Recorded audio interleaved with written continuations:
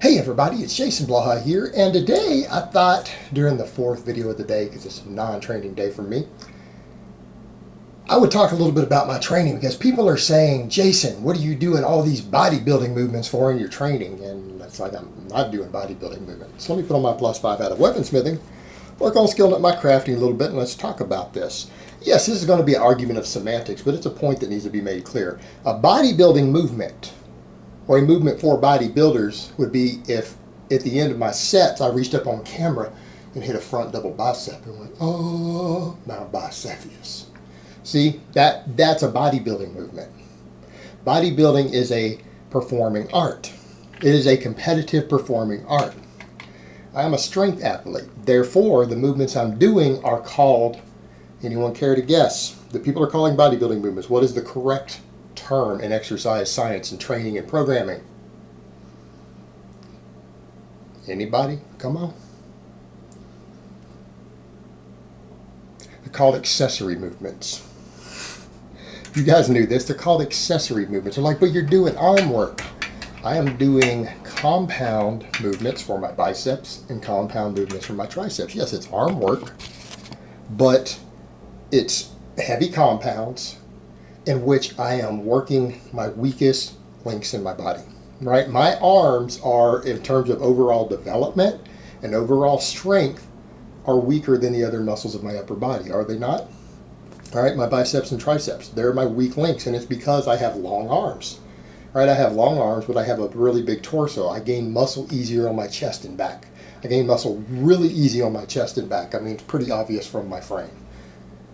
Arm development is harder for me, particularly with my long arms. It can put me at leverage disadvantages on certain exercises, right? They end up being my weak link. That can affect my performance. And what people need to understand, what I'm doing is what? I'm doing compound curls or cheat curls, depending on how you want to word them. But you guys watch the videos. It means I'm curling from the ground and I'm curling up to my face. I'm making it a multi-joint exercise.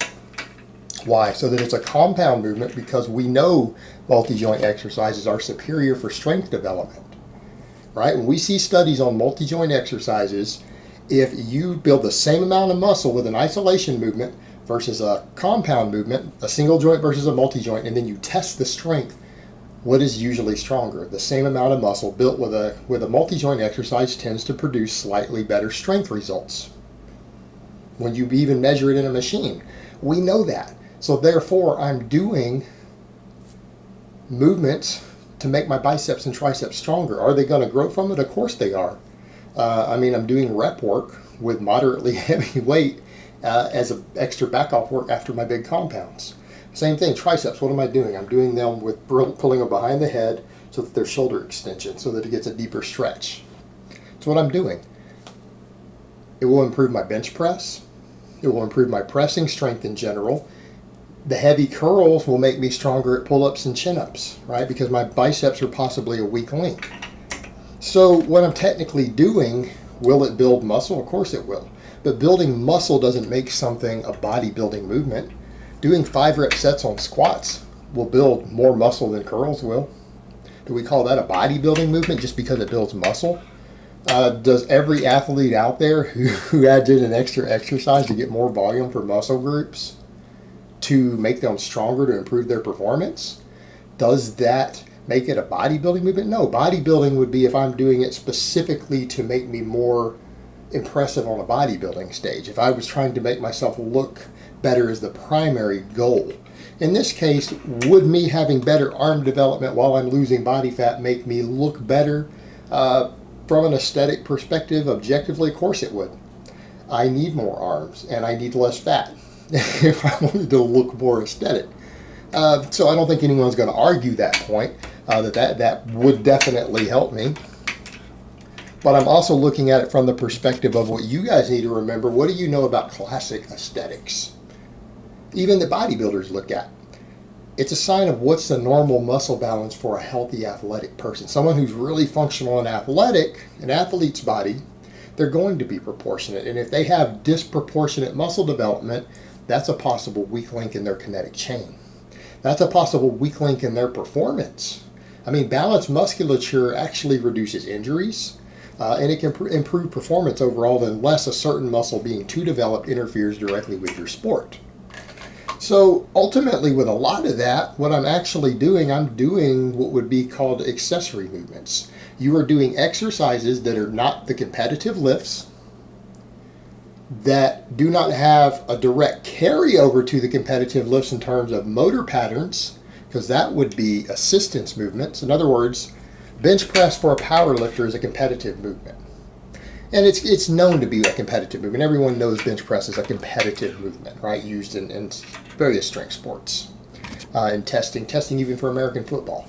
But powerlifting is definitely a competitive exercise. The floor press is a great assistance exercise for the bench press because it's a very similar motor pattern. It has very direct carryover, not just with muscular development, but with what? With motor pattern. So there's a neurological effect that carries over also. Whereas in tricep work, a tricep extension, even the way I'm doing them, it just does what? It builds more muscle on the triceps. Adding more muscle to the triceps is considered to be an accessory. That is an accessory movement for bench pressing or for any exercise in which stronger triceps would help you. Because if you make a muscle bigger, right? If you make a muscle bigger while strength training, doesn't that muscle become stronger? Absolutely. Absolutely. So if you build bigger triceps while you continue to bench press heavy and you go ahead and you add some meat to your triceps with other exercises, generally your bench press will go up on it. All right, because they're a primary mover. Same thing. My pull-ups, which my pull-ups are one of my most important accessory exercises. They're an accessory also. They have a lot of carryover to all of my lifts. They're an important exercise. I have really, really good back development. My biceps are a weak link. So by doing a little bit of extra multi-joint exercises like a multi-joint cheat curl like that, I'm doing an exercise that's primarily strengthening the biceps, but it's still a compound movement that uses the full function of the bicep because there is some shoulder movement involved with that due to one of the tendons. Same thing on the tricep. That actual movement of the shoulder does affect some of the function of the tricep. So that extra bicep strength and development will carry over to my pull-ups. It'll make me better at pull-ups. And if I get better at pull-ups, that will improve all of my big lifts over time. So ultimately what I'm doing, I'm not doing bodybuilding movements. And people have a weird way of thinking about that. These would be called accessory movements. They're accessories. They're there for the express purpose of putting muscle in your weakest links in the kinetic chain, right? They're not assistants because they don't have a motor pattern carryover, but they work the same muscles. Just like a glute ham raise has no motor pattern carryover to a deadlift, does it? But it's a good accessory movement for the deadlift because a lot of guys, their hamstrings become a weak link in the deadlift, or even the risk of a hamstring tear. It will build up an area that is possibly prone to injury on the deadlift. And by building and strengthening up that area, you can reduce the chances of a hamstring tear, for example. So that would be the same sort of thing. It would be just like if I added in glute ham raises to improve my deadlift. Or if I didn't have access to a glute ham raise thing and I had to do some leg curls or something, that would be the same idea. You're just trying to put meat onto an area that can potentially get hurt or an area that is a potential weak link in the chain, in your kinetic chain for a big movement. So it's really what I'm doing, and I don't think of it as bodybuilding, and I know people are saying that's tit for tat, it's semantics, but if we're going to talk about something like training programming or exercise or any of these topics, we really do need to understand the correct terminology, because if we don't understand this terminology, we can't communicate. In other words, if you and I have a different meaning for a word or a set of words, and we're basically speaking a different language, we can have communication problems expressing what we're trying to say. So these are not, in the context that I am doing them, these are not bodybuilding movements. They are accessory movements for a strength athlete because they do address my weak links. Because ultimately, at the end of the day, if you're a well-balanced strength athlete, you're going to have a pretty balanced muscle structure. You're going to have a reasonably balanced muscle structure, once you've built up all your weak links, aren't you?